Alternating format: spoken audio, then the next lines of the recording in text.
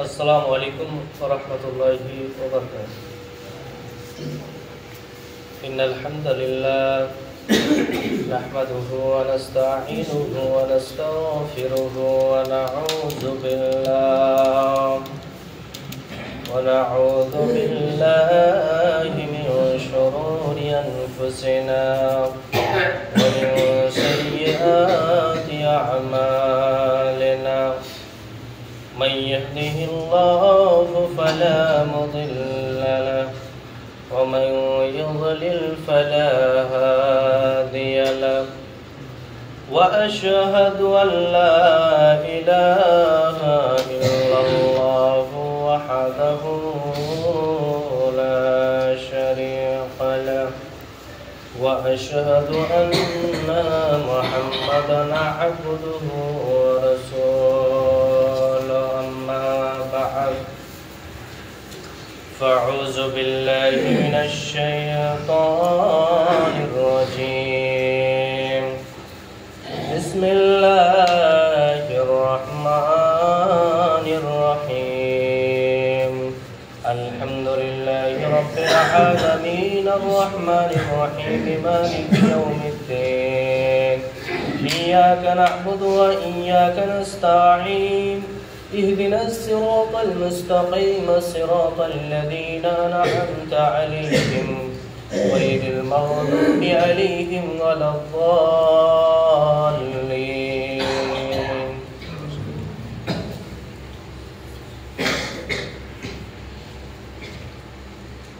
इन्नल हम्दुलिल्लाहि वहदहु वस्सलातु वस्सलामु अला मन ला नबिय्य बअदा। अम्मा बअद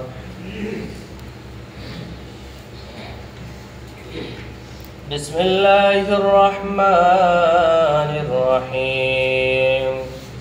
इन्नल्लाहा यअमुरुकुम अन तुअद्दुल अमानाति इला अहलिहा व इज़ा हकमतुम बैनन नासि अन तहकुमू बिल अदल।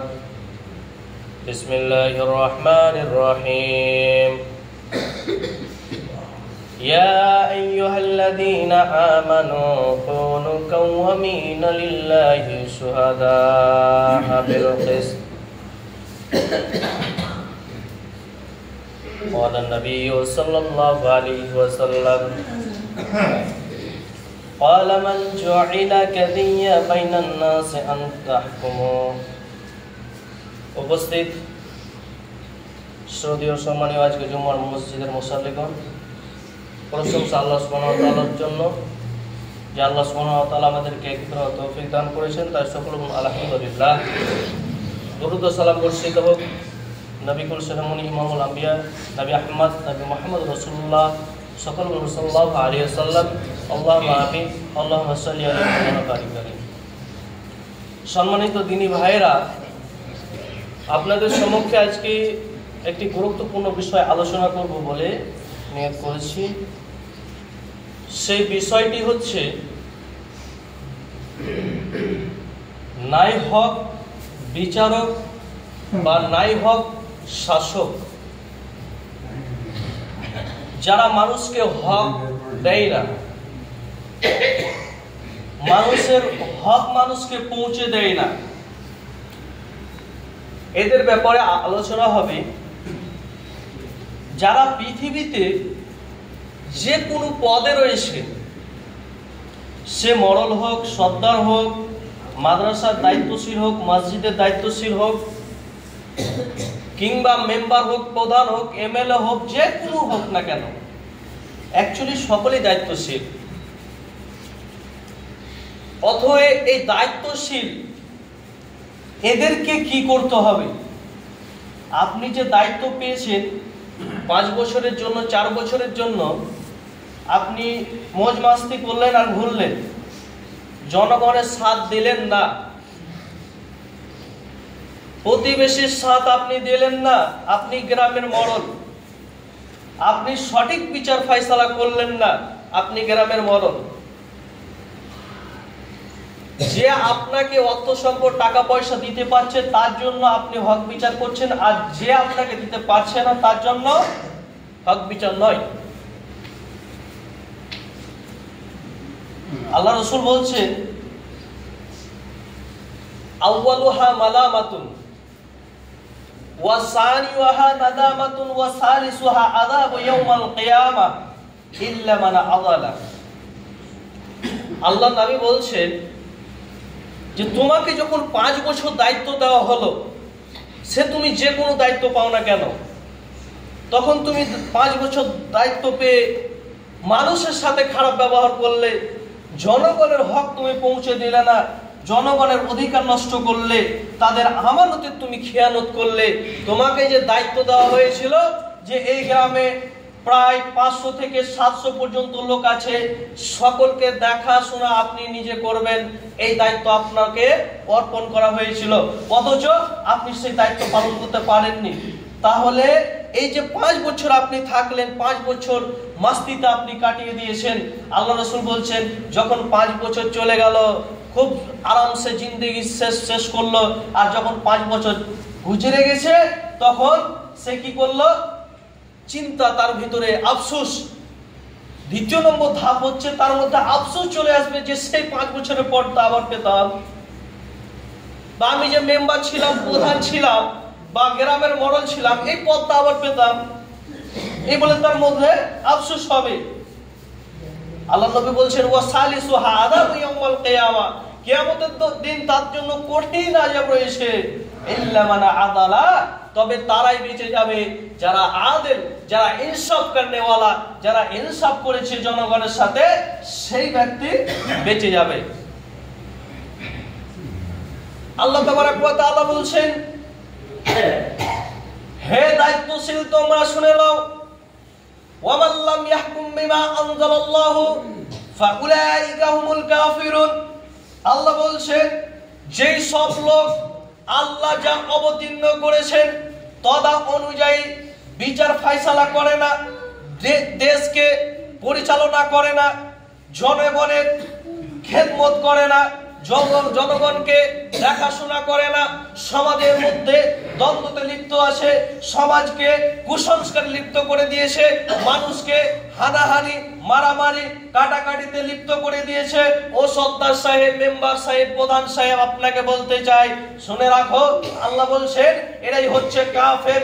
আল্লাহ যা অবতীর্ণ করেছেন সেই অনুযায়ী আপনাকে এই দেশের মাটিতে আপনাকে জনগণের সাথে ঠিক ব্যবহার করে যেতে হবে, তাহলে আপনি প্রকৃত আদেল হবেন, ইনসাফ করনেওয়ালা হবেন। আবু হুরায়রা রাদিয়াল্লাহু তাআলা আনহু বলেন রাসূলুল্লাহ সাল্লাল্লাহু আলাইহি ওয়াসাল্লাম বলেছেন ক্বালা মান যুইলা গাদিয়া বাইনান নাসি ফাকাদ যুবিহা বিগাইরি শিকাইন। আল্লাহর নবী বলছেন যাকে লোকের মাঝে, মানুষের মাঝে দায়িত্বশীল বানানো হলো, দায়িত্ব অর্পণ করা হলো, নবী বলছেন তাকে ছুরিবিহীন জবাহ করা হলো। দায়িত্বটা এত সহজ নয়। আল্লাহ রাসূলকে একজন সাহাবা এসে বলছে ইয়া রাসূলুল্লাহ আপনি আমাকে কি দায়িত্ব দিচ্ছেন, আমি তো দায়িত্বের যোগ্য নই। আল্লাহ রাসূল বলছে হে আমার সাহাবী তুমি শুনে নাও, আমি তোমাকে দায়িত্ব দিই না। দায়িত্ব কে পাবে? যারা ইনসাফ করনেওয়ালা হবে, যারা ইনসাফ করবে, জনগণের সাথে ইনসাফ করবে, প্রতিবেশীর সাথে ইনসাফ করবে, ওই ব্যক্তিকে আল্লাহর নবী বলছেন যে যাকে দায়িত্ব অর্পণ করা হলো তাকে ছুরিবিহীন জবাহ করা হলো। পৃথিবীতে দায়িত্ব 3 প্রকারের দায়িত্বশীল রয়েছে। আল্লাহর নবী বলছেন 1 প্রকারের দায়িত্বশীল যাবে জান্নাতে, 2 প্রকারের যাবে জাহান্নামে। আপনি কেমন করে বুঝতে পারবেন কে জান্নাতে যাবে কে জাহান্নামে যাবে? আল্লাহ নবী বলছেন, বুরাইদা রাদিয়াল্লাহু তাআলা তিনি বর্ণনা করছেন, রাসূল সাল্লাল্লাহু আলাইহি সাল্লাম বলেছেন শুনে রাখো বিচারক আদেল হচ্ছে 3 প্রকার। 1 যে বিচারক হক বুঝতে পারলো এবং জনগণের সবকিছু বুঝতে পারলো, তদা অনুযায়ী এই গ্রামের রাস্তাটা করে দিল, এই গ্রামের রাস্তাটা করে দিল, হক বুঝতে পারলো, মরল সাহেব সঠিক ফায়সালা দিয়ে দিল। আল্লাহ নবী বলছেন ওই বিচারক হচ্ছে জান্নাতি, ওই বিচারক যাবে জান্নাতে, ওই বিচারক আল্লাহ তাবারক ওয়া তাআলার আরশের নিচে স্থান পাবে। আল্লাহ নবী বলছেন সাবআতুন ইউযিল্লুহুল্লাহু ফি যিল্লি ইয়াওমা লা যিল্লা ইল্লা যিল্লুহু, ইমামুন আদিল। কিয়ামতের দিন 7 প্রকারের ব্যক্তিকে আরশের নিচে স্থান দেওয়া হবে। তার একজন হলো ইমামুন আদিল, ন্যায়পরায়ণ শাসক, ন্যায়পরায়ণ মেম্বার, ন্যায়পরায়ণ প্রধান, ন্যায়পরায়ণ এমএলএ, ন্যায়পরায়ণ মুখ্যমন্ত্রী, ন্যায়পরায়ণ প্রধানমন্ত্রী, যে কোনো ন্যায়পরায়ণ হোক না কেন, যে কোনো দায়িত্বশীল হোক না কেন, ওকে আল্লাহ আরশের নিচে স্থান দেবে। আল্লাহ নবী বলছেন যেই বিচারক হক বুঝতে পারলো, যে নেতা হক বুঝতে পারলো, তদা অনুযায়ী ফয়সালা করলো, আল্লাহ নবী বলছেন ওই বিচারক, ওই দায়িত্বশীল যাবে আল্লাহর জান্নাতে। 2, যে বিচারক হক বুঝতে পারলো, সে বুঝতে পারলো যে ইনার উপরে অত্যাচার করা হয়েছে, সে বুঝতে পেরেছে যার উপরে অত্যাচার করা হয়েছে, আর সে বুঝা সত্ত্বেও ওই যে লোকটা অত্যাচার করেছিল আপনার উপরে আমার উপরে, যে মেম্বার সাহেব আপনার উপরে আমার উপরে অত্যাচার করেছিল, মেম্বার সাহেব আগে 5,000 টাকা দিয়ে দিয়েছে, মরলকে 10,000 দিয়ে দিয়েছে, মেম্বার সাহেবকে কেউ 5,000 10,000 দিয়ে দিয়েছে।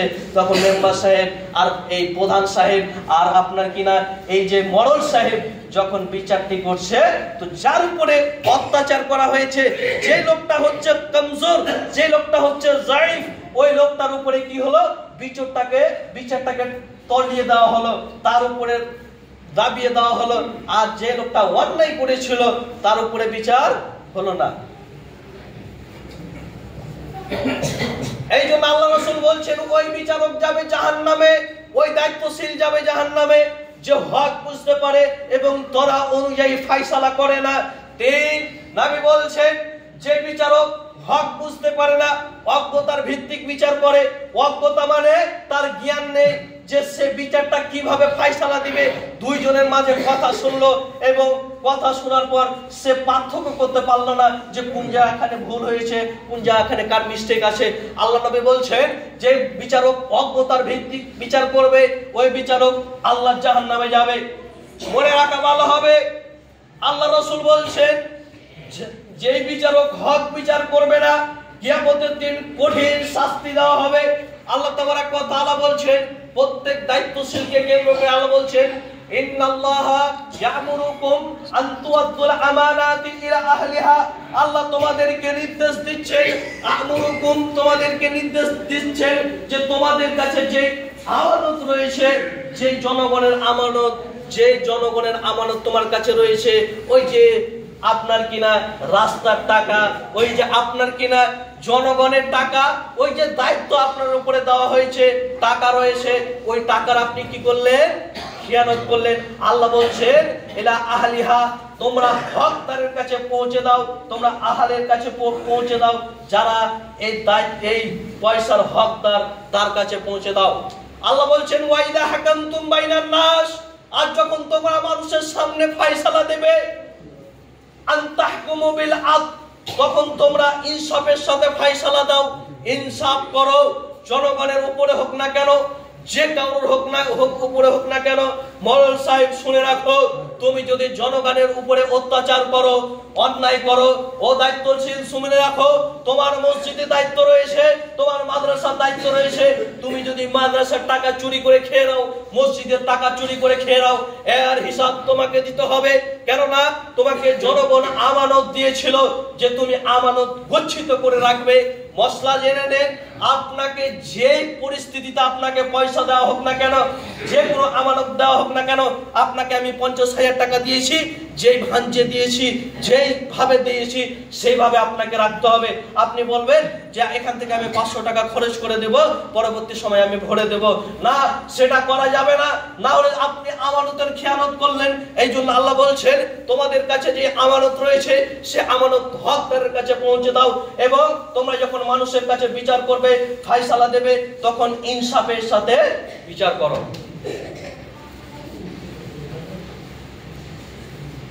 সম্মানিত দিনী ভাই এবং বাবাজিরা, আপনাদেরকে বলতে চাই, যেখানে দেখবেন এই ন্যায় বিচার হবে, প্রত্যেককে বাধা হয়ে দাঁড়াবেন। আপনি না তাকে দেখে ভয় কাচ্ছেন যে হয়তো ওই বিচারক, ওই মরদ সাহেব ওই এমএলএ সাহেব, মেম্বার সাহেব অমুকের পার্টিতে কাজ করে, তাকে কোনো কথা বলতে পারবো? সে অনেক ক্ষমতাশীল, যদি আমি বলতে যাই তাহলে আমার উপরে বিপদ চলে আসে। এই কথা জীবনে ভাববেন না। যেখানে আপনি অন্যায় দেখবেন সেখানেই গর্জে উঠবেন। আল্লাহর নবী বলছেন শহীদের সর্দার হচ্ছে হামজা ইবনে আব্দুল মুতাল্লিব। যদি ওই ব্যক্তিও হচ্ছে শহীদের সর্দার যে একজন বিচারককে বা খারাপ যারা কর্ম করে সেই কর্মতে গিয়ে বাধা দিল, তাকে শহীদ করা হয়ে দেওয়া হলো, কাতাল করে দেওয়া হলো, তাকে বাধা দেওয়ার জন্য, যেহেতু সে অন্যায় করছিল। আল্লাহ নবী বলছেন ওই ব্যক্তিকে ওই পরিমাণ শহীদের মর্যাদা দেওয়া হবে। অতএব আপনি এই চিন্তা জীবনে করবেন না। শহীদের মর্যাদা অনেক কঠিন, অনেক কঠিন। আপনাকে কি দিয়ে বুঝায়? অনেক কঠিন এই শহীদের মর্যাদা। আপনি কোনো জায়গায় ভয় খাবেন না, কোনো জায়গায় ভয় পাবেন না যে এই জায়গাখানে হক কথা বলতে গেলে না জানি আমার উপরে বিপদ আসবে। সদা সর্বদা যতদিন বাঁচবেন হক কথা বলে যাবেন, হক পন্থা অবলম্বন করবেন। সম্মানিত দিনী ভাই এবং বাবাজি, আপনাদেরকে বলতে চাই আল্লাহর নবী বলছেন ইন্নাল্লাহা মাআল কাদিয়া মা লাম ইয়াজুর ফাইজা জারা ওয়াক্কালাহু ইলা নাফসি। আল্লাহর নবী বলছেন যে বিচারক যতক্ষণ পর্যন্ত, দায়িত্বশীল যতক্ষণ পর্যন্ত জনগণের জন্য ভাবে, জনগণকে কোন পথে নিয়ে গেলে কাজ ভালো হবে, এই যে তার মাথায় চিন্তা বিবেচনা রয়েছে, বা বিচারক ভাবছে যে কিভাবে বিচার করব, হক কিভাবে আমাকে হক বিচার করতে হবে। আল্লাহ নবী বলছেন যখন বিচারক হক বিচারের এই চিন্তা ভাবনা তার চেতনা মেধার ভিতরে রেখেছে, আল্লাহ তাবারাক ওয়া তাআলা ততক্ষণ পর্যন্ত ওই বিচারককে সহযোগিতা করার চেষ্টা করেন। আর যখন বিচারক দায়িত্বশীল, যখন নিজের জ্ঞানে নিজের ব্যক্তিগত পন্থা অবলম্বন করে বিচার করে, ফায়সালা করে জনগণের ব্যাপারে, আল্লাহ নবী বলছেন তখন তার কাজ আল্লাহ তিনার উপরে চাপিয়ে দিয়ে সরে যান। অতএব বিচারক হতে হবে, দায়িত্বশীল হতে হবে, একভাবে মুহাম্মদুর রাসূলুল্লাহ সাল্লাল্লাহু আলাইহি ওয়াসাল্লামের মতো। তাহলে আপনি কিয়ামতের দিন আরশের নিচে স্থান পেয়ে যাবেন। আল্লাহ তাবারাক ওয়া তাআলা বলছেন ইয়া আইয়ুহাল্লাযীনা আমানু, হে ঈমানদারেরা, কুনু কাওয়ামিনা লিল্লাহি শুহাদা বিল কিসত।